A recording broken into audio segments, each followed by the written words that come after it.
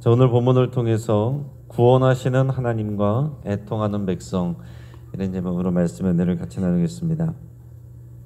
자, 오늘 본문은 이스라엘의 회복과 또 메시아적 구원의 약속을 보여주는 그런 아주 중요한 말씀입니다. 이스라엘 백성은 포로에서 돌아왔지만은 여전히 강대국들 사이에서 연약하고 또 불안한 삶을 살아가고 있었습니다. 이런 그들에게 하나님께서 오늘 이제 소망의 메시지를 주시는데 크게 두 가지입니다. 하나는 하나님께서 예루살렘을 친히 보호하시겠다는 것이고, 또 하나는 하나님께서 은혜의 영을 부어주셔서 그들이 찌른 메시아를 바라보며 통곡하게 된다, 이런 말씀입니다. 그러니까 이 메시아에 대한 내용이 나오는데, 오늘 본문 말씀은 단순히 그 시대의 역사에 국한한 것이 아니라 장차 임하게 될 메시아적 예언, 그리고 장차 이루어질 그냥 예루살렘에 뿐만 하는 것이 아니라 이 교회에 대한 하나님의 소망의 메시지다 하는 겁니다.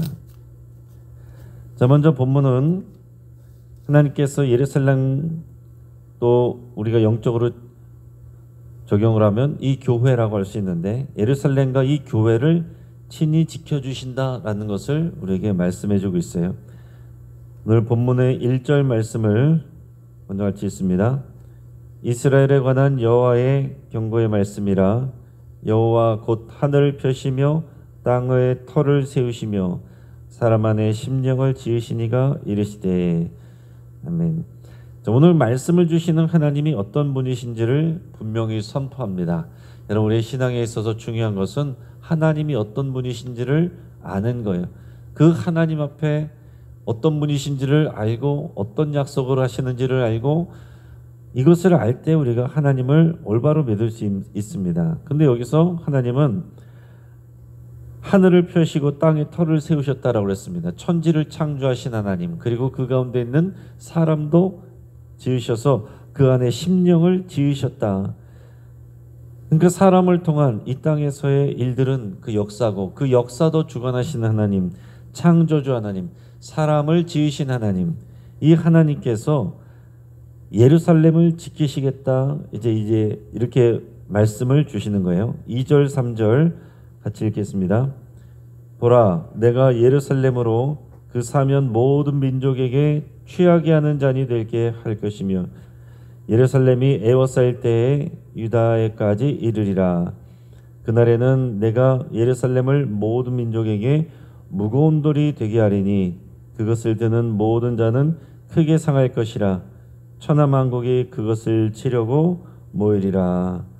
아멘. 자, 앞으로 이 예루살렘이 어떤 곳이 될 것인지를 말씀하는데 두 가지로 비유를 하고 있습니다. 첫째는 그 사면 모든 민족에게, 그 이방 민족들 주변에 있는 강대국들에게 예루살렘은 지금까지 실제 역사 속에서는 아주 힘없는 그런 민족이었어요.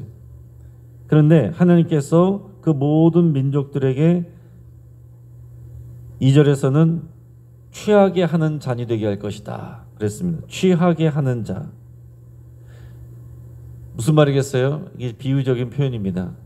이 예루살렘으로 인해서 그 주변의 나라들이 마치 술 취한 자처럼 비틀비틀거리게 될 거다라는 거예요. 그 강대한 나라들이 예루살렘으로 인해서 다 비틀거리고 또 그런 하나님의 심판과 징계를 받게 될 거다라는 얘기죠. 역사 속에서 실제적으로 그 이방 나라들 모든 제국들은 다 사라져 갔습니다. 또 그 다음에 3절에서 보면은 무거운 돌이 되게 하겠다라고 그랬습니다. 무거운 돌이 되게 하셔서 그것을 드는 모든 자는 크게 상할 것이라, 이렇게 말했어요. 제가 무거운 돌이 있습니다. 그것을 이제 막 억지로 들려고 하다가 사람이 거기에 깔려서 넘어져서 다칠 수 있겠죠. 그 옆에 있는 민족들에게 예루살렘이 그렇게 되게 하겠다라는 거예요. 그러니까 하나님의 표현은 참 신박하지 않습니까? 취하게 하는 잔이 되고 무거운 돌이 되게 하겠다. 그래서 그것을 듣는 모든 자들에게 모든 자들은 크게 상할 것이라. 예루살렘을 핍박하고 함부로 했던 그런 나라와 모든 세력들은 다치게 되고 징계받게 되고 심판받게 된다 하는 얘기예요. 이것은 단순히 민족적인 승리만을 말하는 것이 아니라 하나님이 택하신 백성은, 또 하나님이 택하신 교회는 이런 하나님의 보호하심을 받는다는 것을 약속해주고 있는 것입니다. 인간적인 힘이 아니라 전능하신 하나님의 손에 의해 우리는 보호받고 있는 것을 여러분 기억하시길 바랍니다. 하나님께서 우리를 보호하고 계세요. 주의 강한 손과 편팔로 우리를 붙들어주고 계십니다. 1907년 평양 대붕 직전에 한국교회는 일제에 의해서 탄압을 받고 가난했고 또 외부의 조롱을 받아서 위태로운 상황이었습니다. 그러나 하나님은 이 교회를 지켜주셨어요. 그리고 이 약한 교회에 1907년에 성령을 부어주셨습니다. 그래서 전 세계가 주목하는 이 부흥의 역사가 이 평양 땅에서 일어나게 된 거죠. 또 중국의 가정교회들은 정부의 많은 탄압을 받았습니다. 그렇지만 여전히 살아 있습니다. 수많은 교회가 불태워지고 지도자들이 감옥에 가게 됐지만은 오히려 더 강하게 자라났습니다. 역사 속에서 또 선교사들이 쫓겨났고, 근데 나중에 가서 이제 이 교회들이 어떡하나 하고 돌아갔더니 오히려 교회가 더 커지고 힘이 써지고 성도들도 많아진 거예요. 그런 일들이 왜 그렇습니까? 교회를 세우시고 지키시는 분이 사람이 아니라 하나님이시기 때문에 그렇습니다. 여러분, 교회를 세우고 또 교회를 부흥케 하는 것은 하나님의 역사지 사람의 힘과 기술과 능력으로 되는 것이 아닙니다. 사람의 힘으로 사람들이 많이 모일 수도 있겠죠. 그러나 그것은 진정한 부흥이 아니에요. 하나님의 진정한 부흥은 하나님이 일하십니다. 그러니까 우리는 하나님 앞에서 겸손해야 되고 하나님을 의지하고 또 하나님 앞에 또 믿음으로 나가야 됩니다. 우리 개인의 삶도 마찬가지고 가정도 마찬가지고 우리 교회 공동체도 마찬가지예요. 오늘날 우리 삶 역시 이 세상 속에서는 약해 보일 때가 많습니다. 그래서 두려워하고 또 근심하고 염려하게 될 때가 많지만 하나님의 손 안에 있는 교회는 결코 무너지지 않습니다. 그러니까 중요한 것은 우리가 주 안에서 주의 몸인 교회라는 것을 기억하시길 바라요. 이 예루살렘의 이 민족에게 주신 약속의 백성들에게 주신 약속이고 오늘 이 시대는 이 교회가 그 약속의 백성이에요. 그러니까 우리가 단순히 교회를 다니는 것이 아니라 이 약속의 대상인 교회로 지어져 가고 또 그 안에 또 연결되어서 믿음 생활하는 것이 중요하다. 그 정체성을 가지고 그 믿음으로 교회 공동체 안에서 여러분 세워져 가시기를, 그래서 주의 보호하심을 또 누리시기를 주의 이름으로 축복합니다. 그리고 나서 이제 10절부터 14절까지의 내용을 보면 하나님께서 우리에게 새로운 영을 부어주시겠대요. 오늘 10절 말씀은 이 스가랴서 전체에서 가장 복음적이고 또 우리에게 또 은혜가 되는 말씀입니다. 오늘 10절 말씀을 우리 같이 읽겠습니다. 내가 다윗의 집과 예루살렘 주민에게 은총과 간구하는 심령을 부어주리니 그들이 그 찌른 바 그를 바라보고 그를 위하여 애통하기를, 독자를 위하여 애통하듯 하며 그를 위하여 통곡하기를 장자를 위하여 통곡하듯 하리로다. 아멘.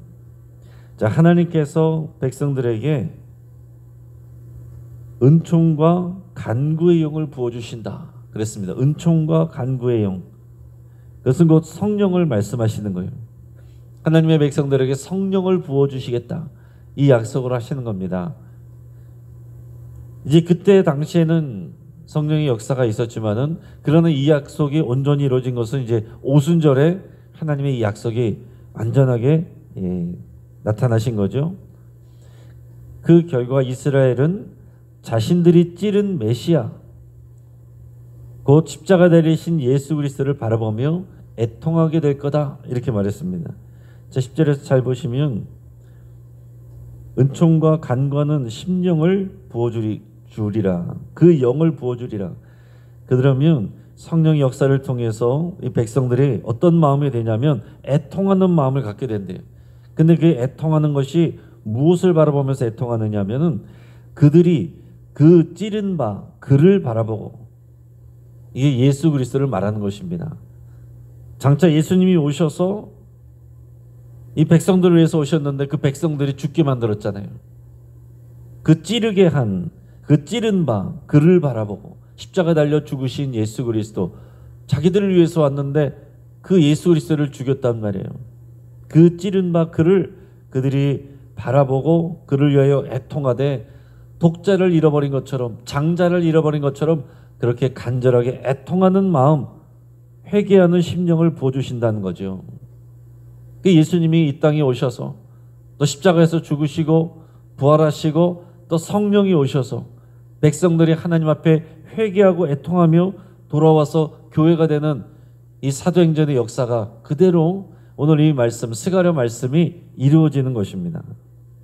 자, 그러니까 생각을 해보면 이 스가랴서 말씀은 그 당시 포로귀환한 백성들에게 주신 말씀인데, 이 소망의 메시지는 지금 당장 필요한, 오늘 당장 필요한 은혜만 말씀하시는 것이 아니라 장차 이루어지게 될 하나님의 큰 구원 계획을 말씀하고 계신다 하는 겁니다. 그러니까 하나님께서 오늘 우리에게 주시는 약속도 그럴 수 있는 거예요. 오늘 당장 나는 내가 먹을 빵이 필요하고 나의 어려움이 문제가 해결되는 게 필요하고, 그런데 하나님이 또 말씀하시는 내용들은 보면 지금 당장이 아니라 장차 임하게 하실, 또 이루실 이런 것들을 하나님의 계획을 말씀하신다는 얘기죠. 그러니까 우리는 이것을 믿음으로 받아들일 때에 그 하나님의 약속은 반드시 이루어질 것이고, 그 약속이 이루어질 때 우리는 그 약속 안에 있다는 것을 여러분 확신하면 우리는 용기를 얻고 담대할 수가 있는 것입니다. 자, 여기서 중요한 건 뭡니까? 은혜와 간구의 영, 성령이 부어질 때만 이런 애통과 회개가 가능하다라는 사실이에요. 여러분, 우리가 하나님 앞에 회개하며 나가야 되지만은 인간의 의지나 감정만으로는 참된 회개에 이를 수가 없습니다. 우리가 신앙생활하는 것도 결국 성령이 도우셔야 돼요. 성령이 임하셔야 돼요. 그래서 날마다 우리는 아침에 성령의 충만함을 구해야 됩니다. 성령이 인도해 주시고, 성령이 우리를 위해서 간구해 주시고, 성령이 우리를 보호해 주시기를 위해서 또 기도해야 되는 거예요. 1907년 1월에 평양 장대영 교회에서 열린 집회에서 그 당시 이제 길선주 장로님이 갑자기 회중 앞에 무릎을 꿇고 이렇게 고백했습니다. 나는 아간과 같은 자입니다. 친구와 유산 문제로 싸우며 원망을 품고 살았습니다. 주여, 제 죄를 용서하소서. 그 순간 성령이 역사하시고 회중 전체가 울며 불며 회개하며 애통하며 그 회개의 역사가 이루어졌어요. 그게 성령의 역사입니다. 회개하는 것에 성령님이 임하시고 성령님이 임하신 곳에 회개의 역사가 일어납니다. 회개의 역사가 일어난 곳에 성령의 불길이 임하는 거예요.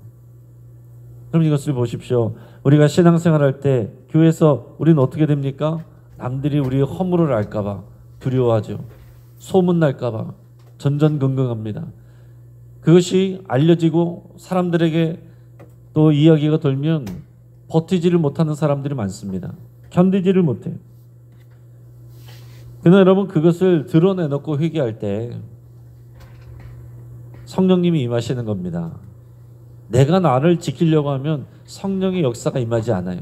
나를 내려놓고 나는 죽은 자와 같이 나의 모든 허물과 연약함을 내려놓고 또 이것을 우리가 고백할 때에 성령님이 임하시고, 성령님이 임하시면 우리 안에 애통하고 회개하는 그 영이 부어지고, 우리가 온전히 하나님 앞에 회개할 때 성령의 충만이 부어지고 나 개인뿐만이 아니라 공동체에게 그런 역사가 부어지게 되는 것입니다. 이것이 한국교회를 일으킨 평양 대부흥운동의 시작이었어요.